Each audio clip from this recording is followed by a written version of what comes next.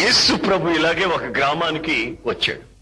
అప్పుడు కొంతమంది ఒక అమ్మాయిని తరుముకుంటూ ఉన్నారు. రాళ్లతో తరిమి తరిమి కొట్టి చంపాలని ప్రయత్నం చేస్తున్నారు. అంతలో యేసు ప్రభు కనబడ్డాడు వాళ్ళకి. రేయ్, ఈ అమ్మాయిని కొట్టి చంపొద్దు, ఇదిగో గ్రామ గ్రామాలు తిరుగుతున్నాడు, దయ్యాలు వెళ్ళగొడుతున్నాడు, రోగుల్ని స్వస్థపరుస్తున్నాడు, పెద్ద పెద్ద ఉపన్యాసాలు ఇస్తున్నాడు. ఇతనెవరో యేసట. ఇతన్ని వెళ్ళి అడుగుదాం ఈ అమ్మాయి సంగతి ఏం చెబుతాడో అని యేసు ప్రభు దగ్గరికి వెళ్ళి, బోధకుడా, ఈ అమ్మాయి వ్యభిచారం చేస్తుంటే పట్టబడింది, ఈ అమ్మాయిని రాళ్లతో కొట్టి చంపాలని మా ధర్మశాస్త్రం,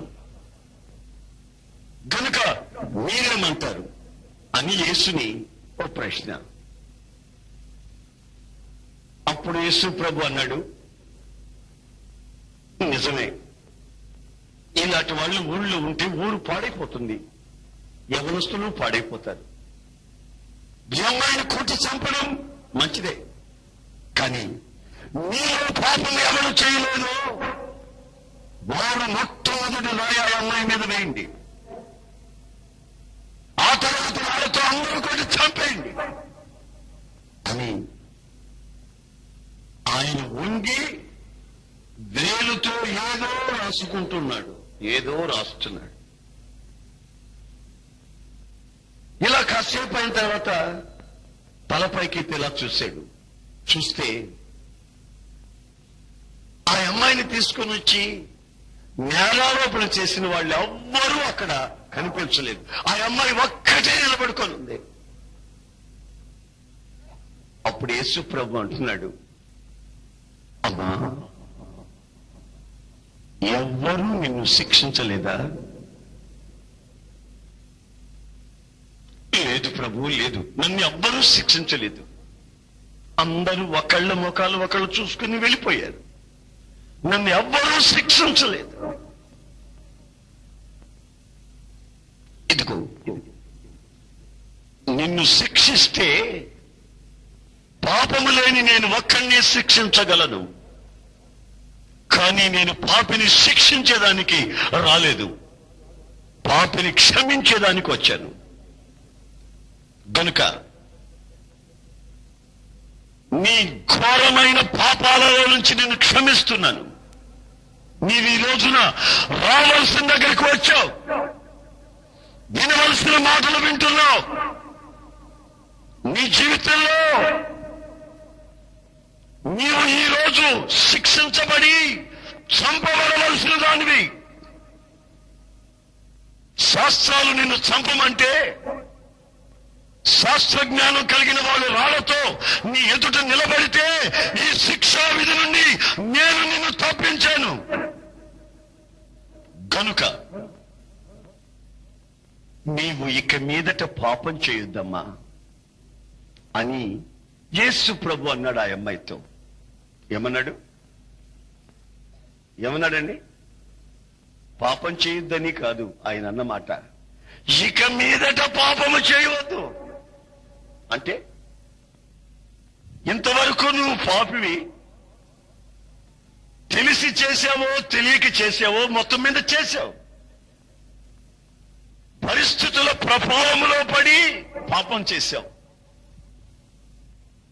పరిస్థితులు నీకు అనుకూలించగా పాపం చేశావు,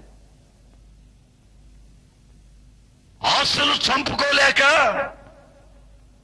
కోరికల్ని అదుపులో పెట్టలేక పాపిగా మారావు. నీ కళ్ళు ఆశించినట్లు శరీరం కోరుకున్నట్లలా ప్రవర్తించావు. అయితే నేను చెప్తున్నాను, నీ పాపములు నేను క్షమించాను గనుక, నీవు కన్నీళ్లతో నా ఎదుట నిలబడ్డావు గనుక, నీ శిక్ష మీరు తప్పించాను గనుక, ఇక మీదట నీవు పాపము చేయవద్దు అన్నాడు. ఇంతవరకు చేసిన పాపాల సంగతి నాకు అనవసరం, నీవు ఎన్ని కారణాలన్నా చెప్పొచ్చు, నీవు పాపిగా మారేదానికి అనవసరం. నీవు రావాల్సిన దగ్గరకు వచ్చావు. నీ శిక్ష తప్పింది. నేను నిన్ను శిక్షించవచ్చు, కానీ క్షమించగలిగిన వాడిని కనుక క్షమిస్తున్నాను. పాపము లేని నేను తప్ప పాపిని క్షమించేదానికి మరెవరూ లేరు. క్షమిస్తే నేనే క్షమించాలి, ఎందుకంటే నేను పాపం చేయని వాడిని కనుక.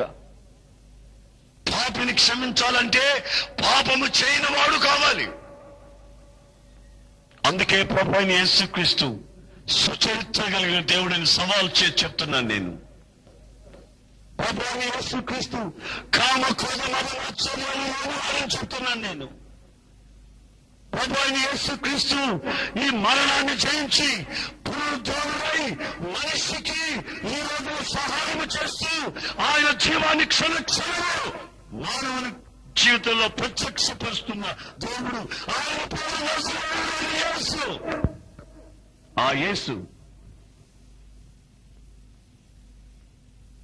మనిషి జీవితాన్ని విప్లవాత్మకంగా మారుస్తాడు. వ్యభిచారాలను మారుస్తాడు. బందిపోటు దొంగలను మారుస్తాడు. నరహంతకులను మారుస్తాడు.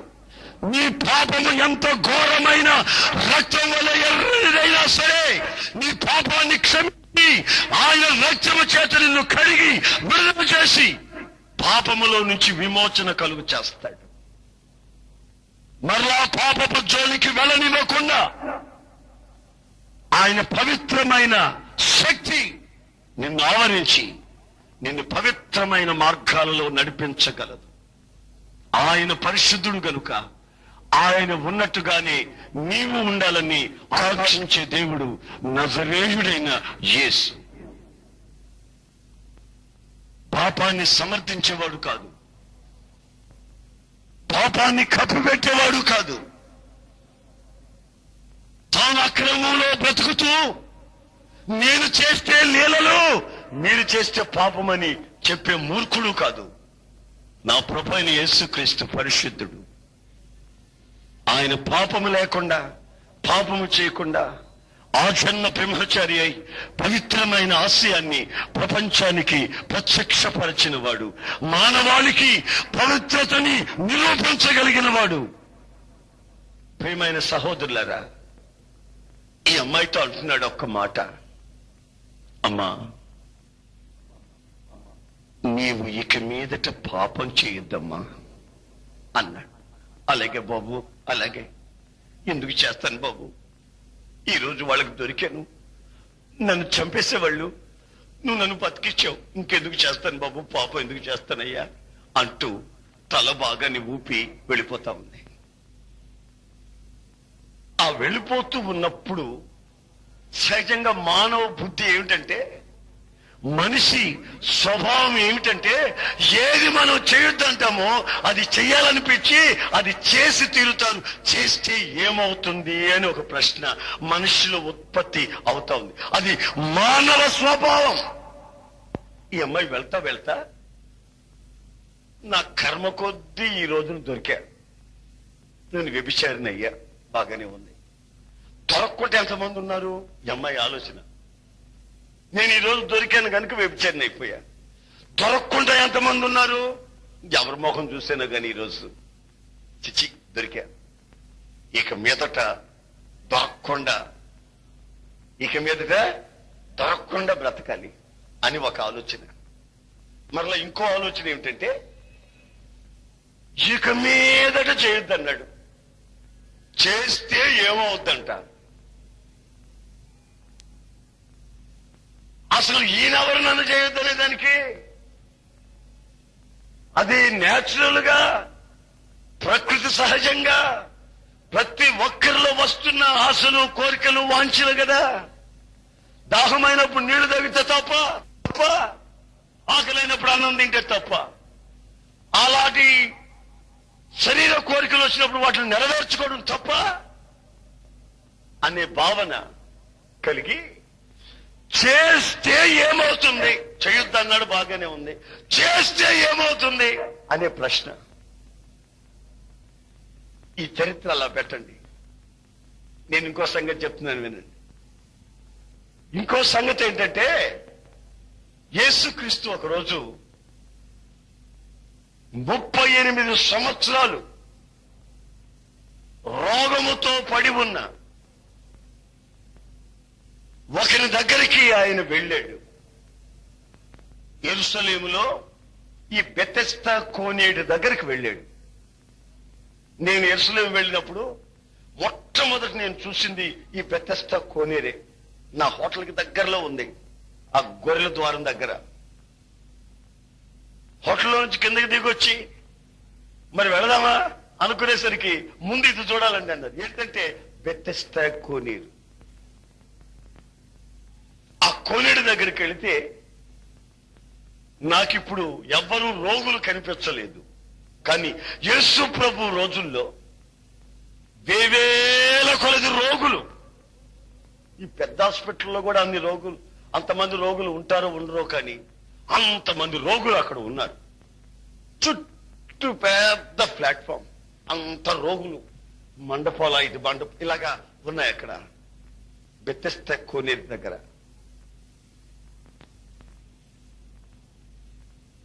యేసు ప్రభు వీళ్ళందరినీ ఒక్కసారి చూశాడు. వీళ్ళంతా ఎప్పుడు నీళ్లు కదులుతాయా, ఎప్పుడు దాంట్లో దిగుతామా, దేవదూతలు ఎప్పుడు బాగు చేసేస్తారా అని ఆశతో కనిపెట్టుకున్నారు వీళ్ళంతాను. అయితే ఒకడు మాత్రం ఆ గట్టు మీద సరదాగా పడుకొని ఉన్నాడు. దిగులు విచారం చింత లేకుండా పడుకున్నాడు ఒకడు. ఆడు 38 సంవత్సరాల నుండి, బహుకాలము నుండి ఆ స్థితిలో వాడు ఉన్నాడని యేసు ఎరిగి వాడి దగ్గరికి వెళ్ళాడు. వెళ్ళి, ఇదిగో నీవు స్వస్థపడగోరుచున్నావా అని వాడిని అడిగాడు. వాడంటాడు, ఏమనే స్వస్థపడేదానికి కాకపోతే ఇక్కడికి ఎందుకు వచ్చాను అనుకున్నావు? వాడొక మాట అంటున్నాడు, అయ్యా నువ్వెవరో గాని నేను నీళ్లలో దిగదాం అనుకునేసరికి ఎవడో ఒకటి దిగి బాగుపడిపోతున్నాడయ్యా అని యేసు ప్రభుతో చెప్పాడు. అంటే అర్థం ఏంటి? వాడికి ఎవడూ బాగుపడటం ఇష్టం లేదు, వీడొక్కడే బాగుపడాలా. అర్థమైందా? యేసు ప్రభువుకి ఒక చాకు చెప్తున్నాడు. యేసు ప్రభువుకి ఒక రిపోర్ట్ చెప్తున్నాడు. ఏమిటది? నేను నీళ్ళలో వెళ్ళి దిగేసరికి ఎవడో ఒకటి దిగి వాడు బాగుపడిపోతున్నాడయ్యా. మొన్న వచ్చిన జూనియర్, నేను ఇట్లాగే ఉన్నాను సీనియర్ని, నేను సీనియర్ని ఇలాగే ఉన్నాను బాబు, ఇప్పుడు వచ్చినాడు బాగుపడిపోతున్నాడయ్యా అని రిపోర్టు. మళ్ళా రెండోది ఏంటో తెలుసా? నేను బాగుపడాలని కోరుతున్నానని జవాబు చెప్పట్లేదు. ఎవడో ఇంకోడు బాగుపడిపోతున్నాడయ్యా అనే సంగతి చెప్తున్నాడు యేసు ప్రభు. రెండో సంగతి ఏంటంటే, అయ్యా నన్ను నీళ్లలో తీసుకుని వెళ్ళి రైట్ టైంలో తగిన సమయంలో వేసేదానికి నాకు మనుషులు లేరయ్యా అని చెప్తున్నాడు. నేనంటాను, నేను వీడిని ఇంకోరు తీసుకొని వెళ్ళి నీళ్లలో వీకిపోతే రోజు కొంచెం ఇట్లా అనకూడదు, ఇట్లా జరగకూడదు, రోజు కొంచెం ఇట్లా జరిగాడు అనుకో, సాయంత్రానికి కొంచెం ఇట్లా అన్నాడు అనుకో, 2 రోజుల్లో వాడు దాంట్లో పడతాడు. వాడు జరగడు, వాడిని ఎవరో ఎత్తుకుని వెళ్ళి దాంట్లో వేయాలంటారు. వాడు వెళ్ళిన దాకా ఎవడు రాకూడదు, ఇంకోడు బాగుపడిపోకూడదు, వీడొక్కడే బాగుపడాలట. ఈ మాటలు యేసు ప్రభుతో చెప్తా ఉన్నాడు. యేసు ప్రభు వింటున్నాడు వాడి మాటలంతా. మీరు బాగా గమనించండి. వాడిని ఈ ప్రశ్న యేసు ప్రభు ఎందుకు అడిగాడంటే, అందరూ రోగులే బాగుపడాలని అక్కడ ఉన్నారు, ఈయన కూడా అక్కడే ఉన్నాడు బాగుపడాలని. మరి ఈయన ఈ ప్రశ్న ఎందుకు అడిగాడు? నువ్వు బాగుపడాలని కోరుచున్నావా అని ఎందుకు అడిగాడంటే, వాడు బాగుపడాలని కోరుకున్నవాడైతే పరుపు తెచ్చుకొని ఎందుకు అడబడుకుంటాడు? మీరు చదవండి బైబిల్లో. వాడు పరుపు తెచ్చుకున్నాడు. ఎక్కడికి? ఈ కోనేటి గట్టుకి పరుపు తెచ్చుకుని వేసుకుని శుభ్రంగా పడుకున్నాడు అయ్యగారు. బాగుపడాలనుకున్నవాడు పరుపు తెచ్చుకుంటాడా? మీరు డాక్టర్ల దగ్గరికి వెళ్ళేటప్పుడు ఏమండి మంచాలు కంచాలు తీసుకెళ్తారా? అలా వెళ్తారు, చూపించుకుంటారు, మళ్ళా వచ్చేస్తారు. వీడు శుభ్రంగా పరుపు తీసుకుని వెళ్ళి అయ్యగారు ఈ పరుపు మీద పడుకొని ఉన్నాడు. ఎన్ని సంవత్సరాల నుండి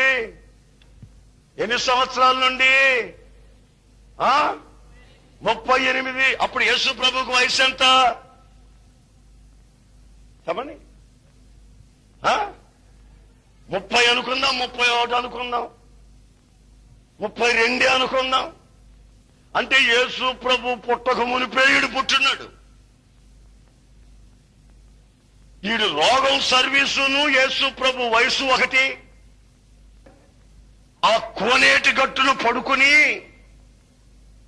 వచ్చే పోయే వాళ్ళతో చతురులాడుతూ, వచ్చే పోయే వాళ్ళ దగ్గర బీడి మొక్కలు అడుక్కుంటూ, వచ్చే పోయే వాళ్ళ దగ్గర అది కళ్ళు సారా ఏదో తెప్పించుకొని తాగుతూ వాళ్ళ జీవితాన్ని పరుపేసుకొని పడుకొని ఉన్నాడు అక్కడ. అందరూ నీళ్లు ఎప్పుడు కదిలితే దిగుతావాది, వీడు మాత్రం పరుపేసుకొని పడుకుంటాడు, కదలడం మెదలడం. వీడికి బట్టలు ఎవరు ఉతికి పెడుతున్నారో, ఎవరు వీడికి రొట్టె తీసుకొచ్చి పెడుతున్నారో, వీడికి ఆహారం ఎలా జరుగుతుందో ఏంటో మనకు తెలియదు. మొత్తం మీద నీళ్లలో దించేదానికి మాత్రం ఎవరు లేడు. బీడి మొక్కలు తెచ్చిచ్చేదానికి ఉన్నాడు వాడికి. మహా సర్వీసు. ఆ మధ్య ఒక ఆమె మా ప్రార్థనకు వచ్చింది. చేతులు ఇట్లా పెట్టుకొని ఉంది, ఇట్లా పెట్టుకొని తిరుగుతా ఉంది. ఏమైందమ్మా చేతులన్నా? నాయనా ఇటుకు రాళ్ళు లాగా అయిపోయినాయి నాయనా, ఇటుకు రాళ్ళు లాగా అయిపోయినాయి నాయనా, అన్నం కూడా తినలేకపోతున్నాను నాయనా, తల ముడి కూడా వేసుకోలేకపోతున్నాను నాయనా, చాలా బాధపడుతున్నానయ్యా, ఇప్పటికి 6 నెలలు అయిందయ్యా, సూర్ణాలు తిన్నానయ్యా, దండాలు పెట్టానయ్యా, ఎగిరెగిరి గంటలు కొట్టానయ్యా, గుంజళ్ళు పెట్టానయ్యా, చేయాల్సినవన్నీ చేశానయ్యా, కట్టుకోవాల్సిన యంత్రాలన్నీ కట్టానయ్యా, తంత్రాలు కట్టానయ్యా, నా పరిస్థితి బాగోలేదయ్యా, నా మనవరాలు వేణు చెప్పిందయ్యా, ఇక్కడ ప్రార్థన చేస్తూ పోద్దని ఇక్కడికి వచ్చానయ్యా అంది. ఏది నీ మనవరాలు? అదిగో అక్కడ ఉందయ్యా. ఆ అమ్మాయిని పిలిస్తే చిన్న పిల్ల, ఇంత పిల్ల. ఆ పిల్ల అంటది, ఏచన్నా మా అమ్మ ఏమే జబ్బు చేసి చేతులు ఇట్లా పట్టేసి ప్రార్థన చేయి అంటుంది ఆ పిల్ల. ఎందుకంటే ఆ పిల్ల ఎప్పుడు ప్రార్థనకు వస్తా పోతా ఉంటుంది వాళ్ళతో కూడా. అక్కడ వినే సాక్ష్యాలంతా విన్నది, ప్రభు చేసే అద్భుతాలు మహత్కార్యాలు కళ్ళారా చూసింది, వినింది.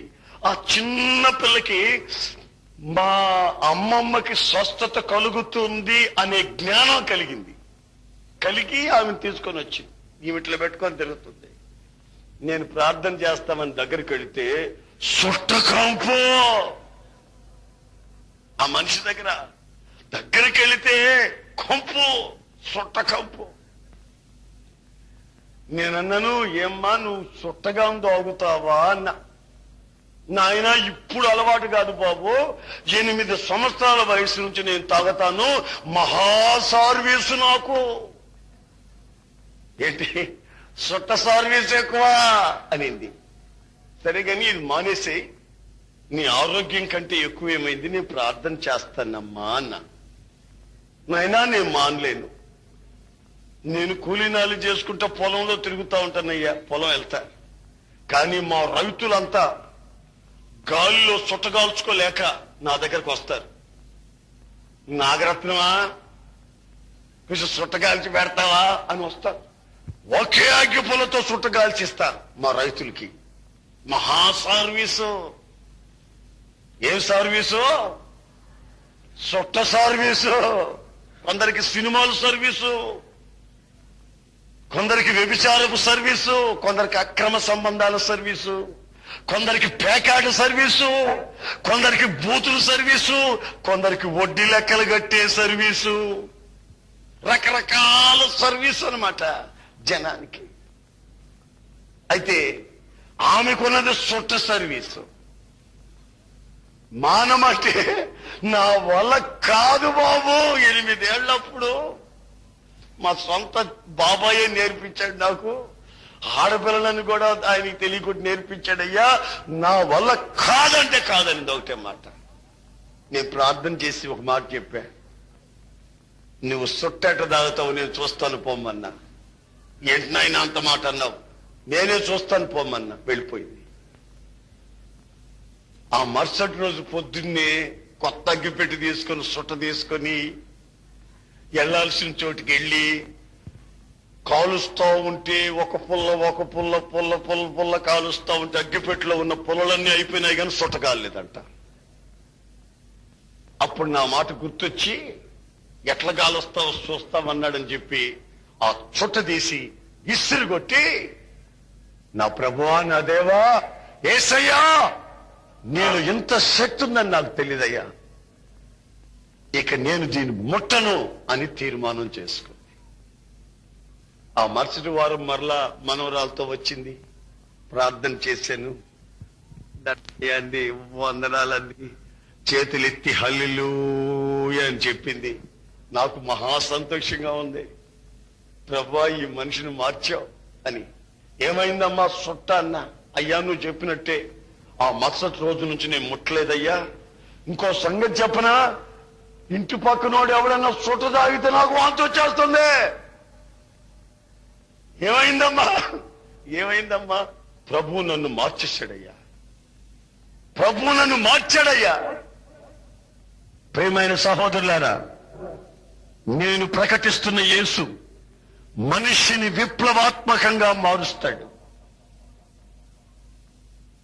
పాపపు ఊపిలో ఉన్న నీవు ఆశిస్తే, కోరుకుంటే, నేను పాపినని పశ్చాత్తాపడితే, ప్రభువా పరిశుద్ధంగా జీవించాలని ఆశిస్తున్నానని నీవు కోరుకుంటే, నీ కుటుంబం క్షేమంగా ఉండాలనుకుంటే, ఏ సంహార దూత నీ కుటుంబంలో ప్రవేశించకుండా నీ జీవితం క్షేమంగా ఉండాలి, నీ పిల్లలు నీ బల్ల చుట్టూ ఒలివ మొక్కల వలె ఆశీర్వదించబడాలి అనుకుంటే, నా ప్రభు నిన్ను మారుస్తాడు. నీవు ఎంత ఘోరమైన పాపములో ఉన్న సర్వీసు కలిగిన వాడివైనా సరే నిన్ను మారుస్తాడు. నేను వదలలేను, వాడు వదిలినా నేను వదలను, అది వదిలినా నేను వదలను అనుకొని పాపపు ఊపిలో ఉన్నావా, ఈ రోజున పశ్చాత్తాపపడు, పాపినని ఒప్పుకో. నీచుని ప్రభువా, నీ సన్నిధిలో నా భర్తకి నేను అన్యాయం చేస్తున్నాను, భార్యకి అన్యాయం చేస్తున్నాను, అక్రమంగా ప్రవర్తిస్తున్నాను, నా పిల్లలు నా అంతట అవుతున్నారు, నేను ఇంకా ఈ శపించబడిన అనుభవంలో ఉన్నానని నీవు కన్నీళ్లు విడిస్తే, నీ కన్నీళ్లలో నుంచి విడిపించి ఆయన పవిత్ర రక్తం సకల పాపంలో నుంచి నిన్ను కడిగి శుద్ధి చేసి నిన్ను పవిత్రపరిచి నీ జీవితం అంతా సుఖమయం చేస్తుంది. ఆయన పరిశుద్ధుడు గనుక ఆయన దగ్గరికి నీవు రావాలి. ప్రభు అయిన యేసు 38 సంవత్సరాల పాపపు సర్వీసులో, రోగం సర్వీసులో, కోనేటి గడ్డను పడి, పడకలో బెడ్ మీద పడి, పరుపు మీద పడిన వాడిని చూసి అడుగుతున్నాడు, నీవు స్వస్థత పొందుటకు కోరుచున్నావా? వాడు కోరుతున్నానని అట్లా, నేను దిగేసరికి ఇంకొకటి దిగుతున్నాడు, నన్ను తీసుకెళ్లేసేదానికి ఎవడు లేడు అని ఈ చాకులు చెప్తున్నాడు.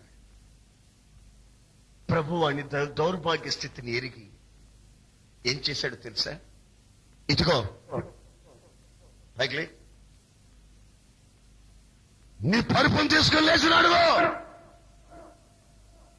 అంటే, కుంటోళ్ళందరినీ బాగు చేసినప్పుడు పరుపును తీసుకొని లేచి నడమన్నాడా?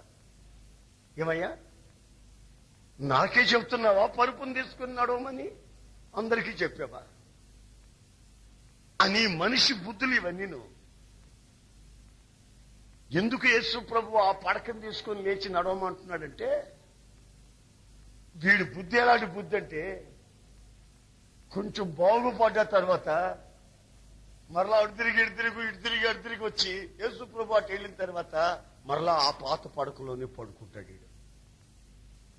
వీడి గుణాన్ని, వీడి పద్ధతిని, వీడి అలవాటుని, వీడి స్వభావాన్ని గుర్తించిన యేసు వాడితో అంటున్నాడు, వాడితో అంటున్నాడు, నీ పరుపుని చుట్టుకుని లేచి నీవు నడువు. ఈ పాత పడక మరలా నీకు ఉండకూడదు. ఈ పాత నడక మరలా నీకు ఉండకూడదు. ఈ పాత అలవాట్లలో మరలా నీకు జోక్యం ఉండకూడదు. చీకటికి నీకు ఇక సంబంధం ఉండకూడదు. అవిశ్వాసికి విశ్వాసికి పాలు పంపులు ఉండకూడదు. నీవు లేచి నడువు. వాడు దిగ్గును లేచి పడకను చుట్టుకొని తీసుకుని వెళ్ళిపోయాడు. వాడిని చూసిన వాళ్ళంతా అడుగుతున్నా, ఈ పడకను తీసుకొని తిరుగుతున్నావేంటిరా అని. సాక్ష్యం అదే ఆయన తీసుకొని నడవమన్నది. ఈ పాత పడకలో మళ్ళా పడుకోకూడదట. ఈ పాత పడకలో నా రక్తాన్ని పీల్చిన జీవాలున్నాయి, పడకలో ఉన్నాయి. నా రక్తం అంతా తాగినాయి, ఈ పడక మీద ఉన్నాయి. ఈ పడకలో ఉన్నాయి దాగి నా రక్తాన్ని, నా కష్టార్జితాన్ని అంతా పీల్చి పిప్పి చేసి నా ఆరోగ్యాన్ని పూర్తిగా నాశనం చేసినవన్నీ ఈ పడకలో ఉన్నాయి. నా రక్తాన్ని తాగినవి. అందుకని ఈ పడకను చుట్టి తీసుకెళ్లి తగలయ్యాలి. ఈ పాత స్వభావం, పాత బుద్ధులు, పాత ప్రాచీన అనుభవాలన్నీ నాశనం అయిపోవాలి, తగలయ్యాలి. నేను నవనూతనంగా కొత్త మనిషిగా ఉండాలని ఆయన నన్ను ఈ పాపపు ఊబిలో నుండి, ఈ పాపపు సర్వీసులో నుండి నన్ను విడిపించాడు.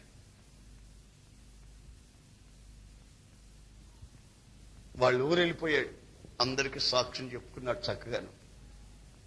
చక్కగా సాక్ష్యం చెప్పుకున్నాడు. ఒకసారి యేసు ప్రభు వాళ్ళ ఊరికి వెళ్ళాడు. వాళ్ళ ఊరికి వెళ్తే సమాజ మందిరంలో ఆయనకి వాక్యం చెప్పమన్నారు. సమాజ మందిరంలో యేసు ప్రభు వాక్యం చెప్తా ఉన్నాడు. ఆయన దృష్టి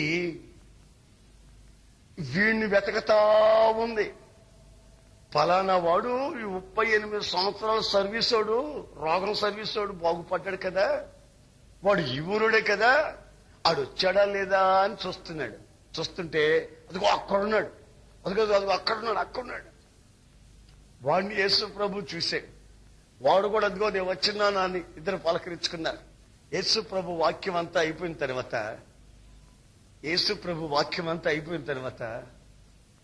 ఎవరితో ఏమీ పట్టించుకోకుండా, ఎవరితో ఏమీ మాట్లాడకుండా చిన్నగా వాడి దగ్గరికి వెళ్ళి, ఎరా బాగున్నావా, నీ భార్య పిల్లలు బాగున్నారా, మళ్ళా రోగం రాలేదు కదా, మళ్ళా పడక మీద పడుకోలేదు కదా, ఇట్లాంటివి ఏమీ అడగలేదు. వాడిని ఏమీ అడగలేదండి. వాడితో అన్న మాట మీకు చెప్తాను. కావాలంటే బైబిల్లో చదవండి, ఆ మాటను మీకు చూపిస్తాను. బైబిల్ ఉన్నవాళ్ళు చూడండి. 5వ అధ్యాయం యోహాను సువార్త 5:14 చదవండి. 5:14 బైబిల్ ఉన్న వాళ్ళు చదవండి, పెద్దగా చదవండి.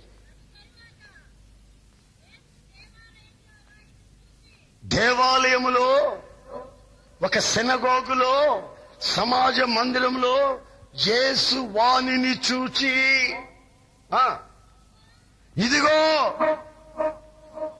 ఇదిగో స్వస్థత నొందితివి, మరి ఎక్కువ కీడు నీకు కలగకుండా ఉండాలి అనుకుంటే ఇకను పాపము చేయకు. ఏమన్నాడండి యేసు ప్రభు? ఆ అమ్మాయితో అన్నాడు ఆ మాట. ఏమట? ఇక మీదట పాపం చేయొద్దమ్మా అని ఆ అమ్మాయితో అన్నాడు.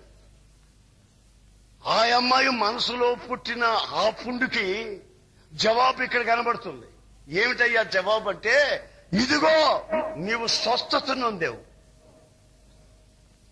మరి ఎక్కువ కీడు నీకు కలగకుండా ఉండాలి అనుకుంటే ఇకను నీవు పాపము చేయకు. పాపం చేస్తే ఏమవుద్దంట? దేవుని వాక్యం విన్నాం. మరలా సినిమాలు చూడు తిరిగితే ఏమవుద్దంట? దేవుని వాక్యం విన్నాం ఈ రోజున. మరలా సిగరెట్ బయటకు పోయి కాలిస్తే ఏమవుద్దంట? దేవుని వాక్యం విన్నాం. మరలా అక్రమ సంబంధాల కొంపలకి వెళితే ఏమవుద్దంట అని నీలో కూడా ఈ ప్రశ్న పుట్టవచ్చు. ఆ ప్రశ్నకి యేసుక్రీస్తు ఈ 38 సంవత్సరాల పాపపు సర్వీసులో ఉన్న వాడితో చెప్తున్నాడు జవాబు. మరి ఎక్కువ కీడు నీకు కలగకుండా ఉండాలి అనుకుంటే ఇక మీదట నీవు పాపము చేయకు. నీవు రావాల్సిన చోటుకు వచ్చావు, వినాల్సిన వాక్య భాగాలు విన్నావు, పశ్చాత్తాపడ్డావు. పాపములో నుంచి యేసు రక్తం నిన్ను కడిగి శుద్ధి చేసింది. ఆయన సన్నిధి నిన్ను దర్శించింది. ఆయన వాక్యం నీ గుండెల్లోకి దూసుకుని వెళ్ళింది. నీవు స్వతహాగా స్వచ్ఛంగా దేవుని మాటలు విన్నావు. మరలా ఇక మీదట దేవుని మాటలు విన్న తరువాత వినక ముందు నీ సంగతి ఎలా పోయినా అనవసరం. విన్నావు గనుక, ప్రభు వాక్యం నిన్ను సంధించి దర్శించింది గనుక ఇక మీదట మరలా నువ్వు పాపము చేస్తే, పాపం అంటే ఏమిటో కూడా తెలియని మూర్ఖులు ఉన్నారు. సిగరెట్ తాగటం కూడా పాపమేనా అని అడిగేవాడు ఉన్నాడు. ఆ సిగరెట్ తయారు చేసిన కంపెనీ వాడే రాశాడు, దాంట్లో దాని మీద రాసి పెట్టాడు, మనిషికి సిగరెట్ తాగటం హానికరము అని. డబ్బులు ఇచ్చి వాడి జీవితాన్ని పాడు చేసుకోవడం పాపమా అని అడిగేవాడు ఉన్నాడు. ఏమండి బెదరో, సినిమాలు చూడటం కూడా పాపమేనా? పిల్లలకి జనరల్ నాలెడ్జ్ రావద్దండి అని తెలివి తక్కువడు కూడా ఉన్నాడు. జనరల్ నాలెడ్జ్ కావాలంట పిల్లలకి, నేర్పించండి, సినిమాల చుట్టూ తిప్పండి, వయసుకు మించిన జ్ఞానం వచ్చేస్తాడికి. ఆ తర్వాత వాళ్ళు ఎక్కడ ఉంటారో, నీ బతుకాడుంటుందో తేల్చుకుంటారు. మరింత కీడు నీకు కలగకుండా ఉండాలి అనుకుంటే ఇక మీదట పాపము చేయకు. ఇక మీదట పాపం చేయకు. రోమీలకు రాసిన పత్రిక 6వ అధ్యాయం 6వ వాక్యంలో మనం చదివితే చక్కటి మాట ఒకటి ఉంది. Romans 6:6 చదవండి.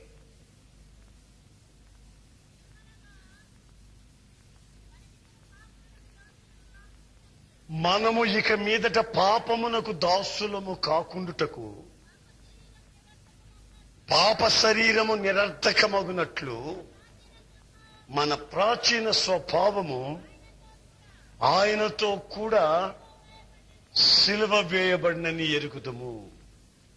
ఇక్కడ మనం 6వ అధ్యాయంలో 1వ వాక్యం నుండి 6వ వాక్యం వరకు చదువుకుంటూ వస్తే, మారు మనసు పొందిన వ్యక్తి బాప్తిసం పొందవలసినటువంటి ఆ అనుభవాన్ని గురించి చెబుతుంది. మారు మనస్సు అనేది పాపము కొరకు నీవు చనిపోవడం. బాప్తిస్మము అనేది నీవు పాపము నిమిత్తమై పాతి పెట్టబడడం. కొందరు మారు మనసు పొందాను అని అంటుంటారు గాని బాప్తిసం పొందరు. అంటే అర్థం ఏంటంటే సచ్చినోడు పాతి పెట్టబడకుండా తిరుగుతున్నాడన్నమాట. బాప్తిసం అనేది ప్రభు అయిన యేసుక్రీస్తు నిమిత్తమై ఆయన మరణపు అనుభవంలో పాతి పెట్టబడి ఆయన పునరుద్ధానమందు సాదృశ్య రూపంగా మరలా లేపబడి క్రీస్తుతో బ్రతికే అనుభవం. ఇక మీదట జీవించే జీవిత కాలం అంతా ప్రభు కొరకు నువ్వు బతకాలి. ఆమేన్, ఆమేన్. ఆ వ్యభిచారములో పట్టబడిన స్త్రీతో చెప్తున్నాడు, ఇక మీదట నీవు పాపము చేయకు. ఈ 38 సంవత్సరాల సర్వీసోడితో చెప్తున్నాడు, మరింత కీడు కలగకుండా ఉండాలంటే ఇక పాపము చేయకు.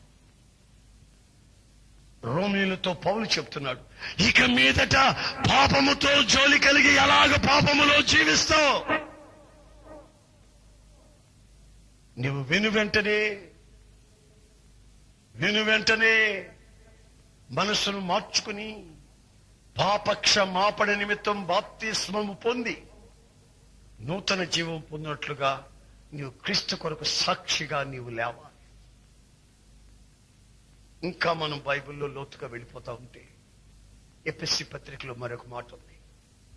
ఏమిటా మాట అంటే 4వ అధ్యాయంలో, మీరు ఇక మీదట చిన్న పిల్లలై ఉండక, చూడండి చక్కటి మాట, మీరు ఇక మీదట చిన్న పిల్లలై ఉండక మనుష్యుల మాయోపాయముల చేత కల్పించబడిన ప్రతి ఉపదేశములకు ఇటు అటు కొట్టుకుని పోయే వాళ్ళై ఉండక కాస్త పెద్ద మనుషులుగా ప్రవర్తించండి రా బాబు అని రాసింది. ఈ రోజుల్లో సంఘాల్లో మనం చూస్తే చిన్న చిన్న పిల్లల ఈ పిల్లకాయ చేష్టలు ఎక్కువైపోతున్నాయి.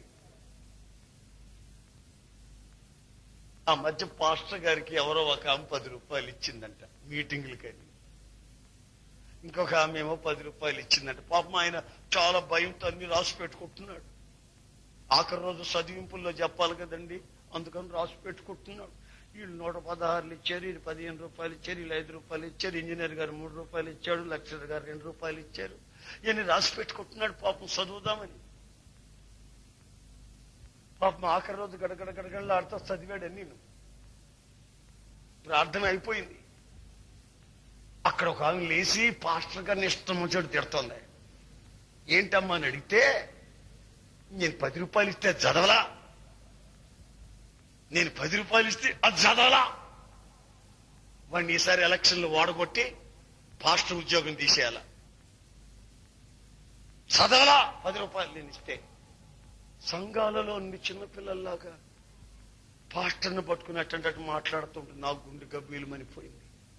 తర్వాత పాస్టర్ గారికి చెప్తే పాస్టర్ గడగడలాడిపోయి, అబ్బాయి మైక్, అబ్బాయి అబ్బాయి మైక్, అబ్బాయి మైక్ పెట్టు అని మైక్ మరలా పెట్టించి, ఏమండి పొరపాటు అయిపోయింది, రాసుకోవటంలో తప్పు అన్ని రాశాను కానీ మరియమ్మ గారు ఇచ్చిన 10 రూపాయలు రాయలేదు, మన మణి అమ్మ గారు 10 రూపాయలు ఇచ్చింది అని పాప మైక్ లో చెప్పాడు. సంఘాలలో ఈ రోజున చిన్న చిన్న పిల్లలు, ఎఫెసీ పత్రిక 4వ అధ్యాయం చదువుకోండి. మీరు ఇక మీదట ఎఫెసీలో ఉన్న సంఘమా, క్రైస్తవ సంఘమా, మీరు ఇక మీదట చిన్న పిల్లలై ఉండక మనుష్యుల మాయోపాయముల చేత ఇటు అటు కొట్టుకొని పోయే వాళ్ళై ఉండక కల్పించబడిన ప్రతి విషయాన్ని దైవోపదేశములను నమ్మి విశ్వసించి శాపాన్ని తెచ్చిపెట్టుకోక కాస్త ఎదిగిన వాళ్ళై ఉండండి. మనుష్యులు కల్పించిన ప్రతిదానికి ఈ పిల్లలు, చిన్న పిల్లలు ఇటు అటు ఇటు అటు ఇటు అటు కొట్టుకొని పోయి ఎక్కడ కాస్త మర్యాద దొరికితే, ఎక్కడ గుర్తింపు దొరికితే, ఎక్కడ కూల్ డ్రింక్స్ దొరికితే, ఎక్కడ కూర్చోబెడితే, ఎక్కడ ప్రసంగానికి ఛాన్స్ ఇస్తే అక్కడ ఉంటారు, మిగతా చోట్ల ఉండరు. చిన్న పిల్లల్లాగాను పొగిడిన దగ్గర ఉంటారు, సహవాసంలో కనబడరు. కారణం ఏంటయ్యా అంటే చిన్నపిల్లలు బుద్ధి. ఇంకా ఏమన్నా మాట్లాడితే సంఘాన్ని 3 ముక్కలు చేసి చీల్చేస్తారంతే, చీల్చిపారేస్తారు. విడిపోయి చీలిపోయి ఒకరి మొక్కలు ఒకరు చూసుకోకుండా, క్రైస్తవ ప్రేమ లేకుండా, సహోదర ప్రేమ లేకుండా, సహోదర ప్రేమ అనేది లోపించి సహోదరులు అని చెప్పుకునే దానికి కూడా సిగ్గు, అవమానం, సహోదర ప్రేమ లేకుండా ప్రవర్తించిన ప్రవర్తన చిన్న పిల్లల బుద్ధి. ఇక మీదట మీరు చిన్న పిల్లలై ఉండక కాస్త ఎదిగిన వాళ్ళై, క్రీస్తు యేసునందు వేరు పారిన వాళ్ళై స్థిరపరచబడాలని లేఖనాలు మిమ్మల్ని మరొకసారి హెచ్చరిస్తున్నాయి. ప్రియమైన సహోదరులారా, పాపముతో జోలి కలిగి ఉంటారా? మరింత కీడును పొందుతారా? ఇక మీదట పాపముతో పెనుగులాడుతూ క్రీస్తు యేసునందు నీవు ప్రాచీన స్వభావాన్ని పాతి పెట్టకుండా, బాప్తిసం పొందకుండా తమాషాలు పడుతూ ఉంటారా? నా గుండెల్లో తీరని బాధతో ఈ మాటలు చెబుతున్నాను నేను. చిన్నపిల్లలు ఆడుకునే ఆట వస్తువు కాదు క్రీస్తు యేసు శరీరం అనే సంఘము. చిన్నపిల్లల చేష్టలు మానండి. ఇక మీదట పాపములోకి ప్రవేశించకండి. ఇక మీదట ఆలస్యం చేస్తూ బాప్తిసం తీసుకోకుండా ఉండకండి. వెంటనే నీవు బాప్తిసం పొందాలి నీ పాప క్షమాపణ నిమిత్తం. నమ్మి బాప్తీసం పొందినవాడు రక్షించబడతాడు, నమ్మని వానికి శిక్ష విధించబడుతుంది అని లేఖనాలు హెచ్చరిస్తున్నాయి.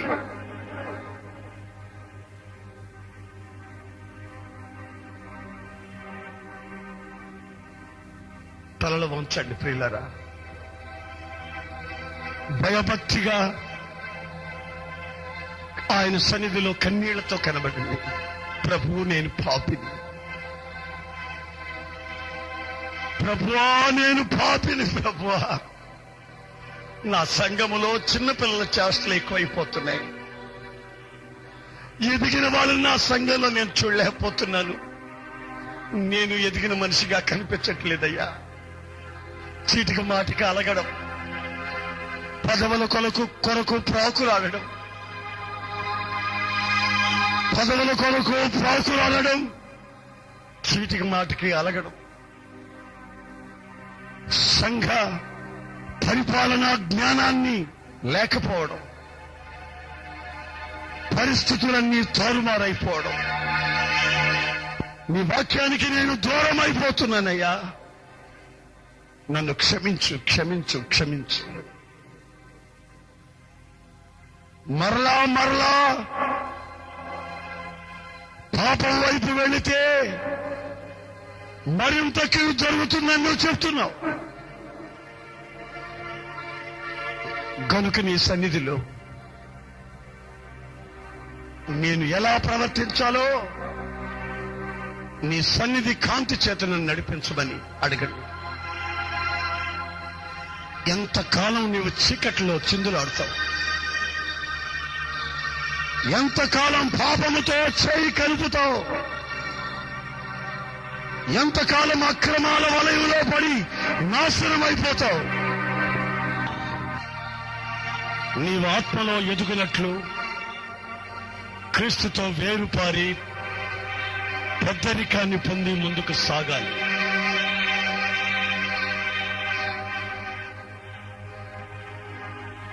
ఇక మీదట పాపము చేస్తే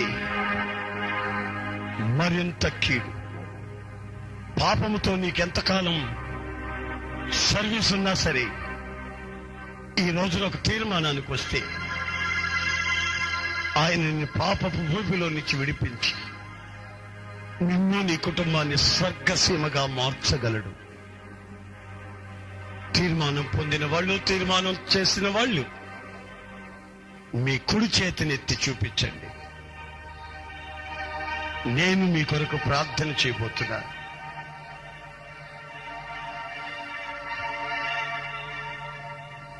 ప్రభుతో ఒక నిత్య నిబంధన చేసుకున్న వాళ్ళు, ఎక్కువ కీడులో నుంచి విడిపించబడాలని ఆశించిన వాళ్ళు మీ కుడి చేతినెత్తి చూపించండి.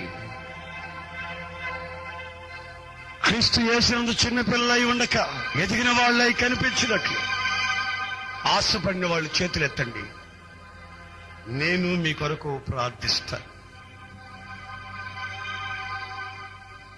ప్రేమగల తండ్రి, సన్నిధిలో చేతులెత్తిన నీ బిడ్డల్ని నీ చేతుల్లో సమర్పిస్తున్నానయ్యా. యవనస్తులు, పెద్దలు కన్నీళ్లతో